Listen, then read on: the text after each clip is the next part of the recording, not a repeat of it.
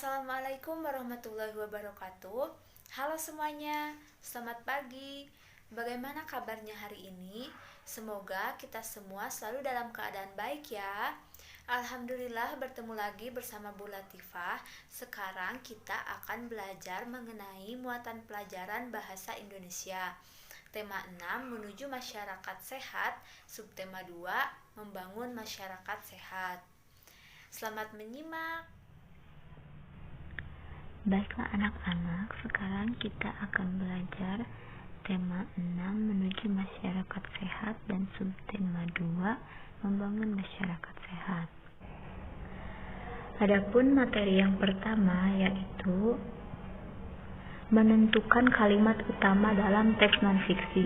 Menentukan teks non-fiksi adalah teks berisi fakta atau hal yang benar-benar terjadi. Jadi, anak-anak, teks non-fiksi adalah teks yang berisi fakta atau hal yang benar-benar terjadi, bukan cerita rekayasa atau cerita rekaan.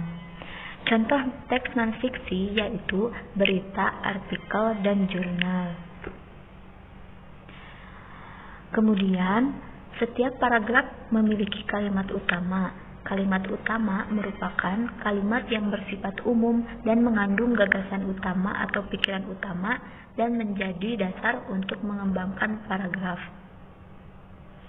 Jadi, kalimat utama adalah kalimat yang bersifat umum dan mengandung pikiran utama yang akan menjadi dasar untuk mengembangkan paragraf berikutnya. Dari kalimat utama ini kita akan dapat merangkai kalimat-kalimat berikutnya.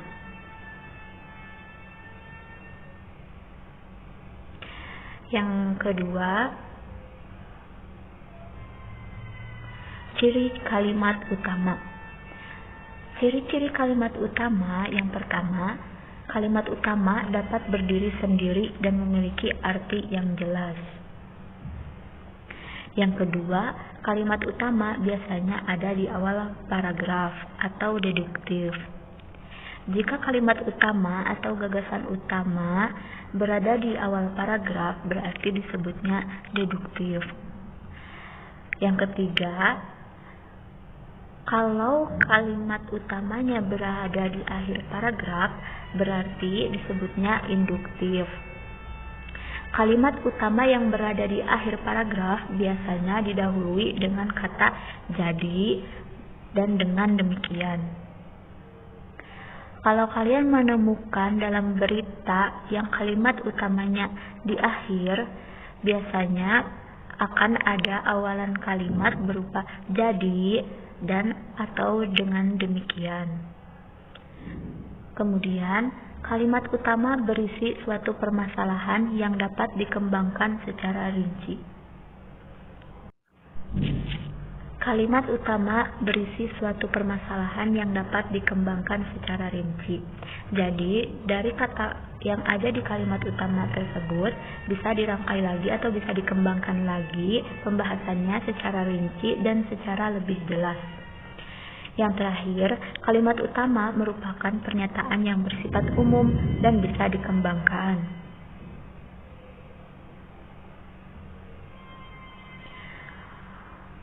Pembahasan selanjutnya yaitu mengenai contoh kalimat utama dalam paragraf. Contohnya seperti, Rika adalah anak yang rajin.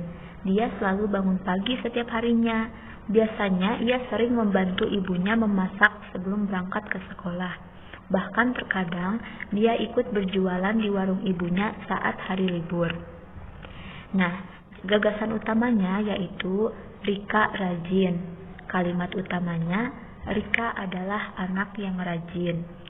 Adapun kalimat penjelasnya yaitu dia selalu bangun pagi setiap harinya. Yang kedua, biasanya ia sering membantu ibunya memasak sebelum berangkat ke sekolah. Yang ketiga, bahkan terkadang dia ikut berjualan di warung ibunya saat hari libur.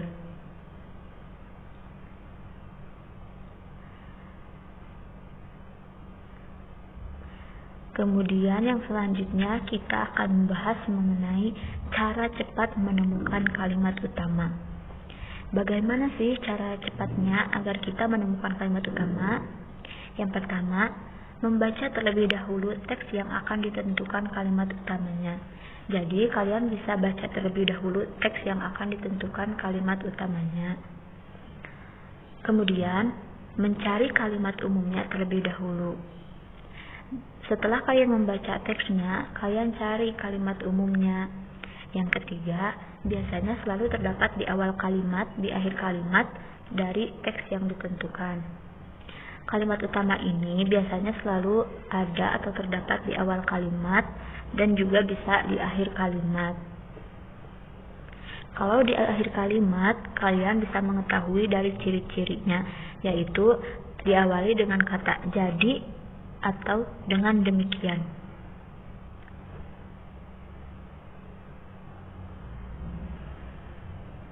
Untuk yang selanjutnya, kita akan membahas mengenai letak kalimat utama.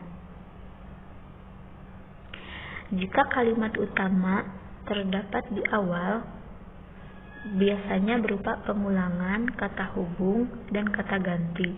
Kalau di belakang berupa simpulan. Dan kalau campuran berupa pengulangan kata hubung, kata ganti, dan simpulan.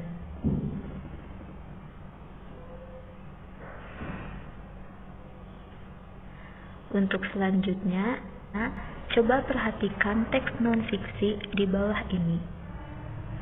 Pelayanan sanitasi berbasis masyarakat. Lingkungan yang sehat memiliki beberapa kriteria, salah satunya yaitu sistem sanitasi yang baik. Pemerintah menyelenggarakan program pelayanan sanitasi agar masyarakat terbiasa hidup sehat. Program ini dilakukan oleh pemerintah agar masyarakat meninggalkan kebiasaan-kebiasaan lama yang tidak sehat. Contohnya, membuang air besar di sungai dan membuang limbah pabrik sembarangan.